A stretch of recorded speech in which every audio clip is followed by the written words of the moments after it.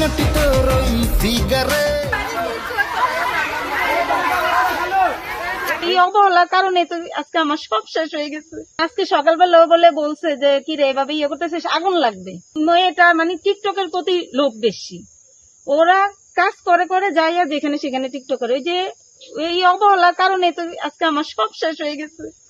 আমি যে কিভাবে আছি, আমি আজকে সারাদিন মানে বিকাল থেকে আমি আমার বিশ্বাস করবেন নি, আমার স্বামী হয়তো অনেক কষ্ট করে এই কতটুকু জমি আমি কিস্তি থেকে উঠে তারপরে আমি এই জমি নিয়ে তারপরে এই কতটুকু ঘর করলাম। তো আমি এখন ওনাদের থাকতে দিচ্ছি, এই থাকার পরিণতি আমার এইভাবেই ক্ষতি হয়ে গেল। রান্না বসায় তুই চলে গেছে ওনারা।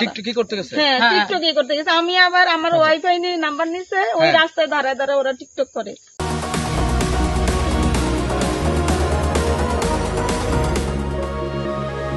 সকালে বিকালে দুপুরে যখন আচ্ছা এই পাশে একটা পুষ্করণী আছে, এই পুষ্করণীর মধ্যে দাঁড়ায় দাঁড়ায় টিকটক করে, বা যেখানে মানে যেখানে যেভাবেই থাকে ওইভাবেই মোবাইল নিয়ে টিকটক করে।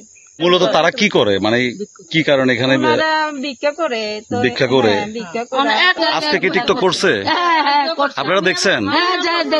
টিকটক করস কিনলে শুলাম না আগুন ধরাই দিই। আচ্ছা, এই এটা কইয়া আপনি নিষেধ করছিলেন না? মানে চুলায় আগুন জ্বালাইয়া হে টিকটক করতে টিকটক করতে আপনি নিষেধ করছিলেন, এ শুনে নাই নাকি?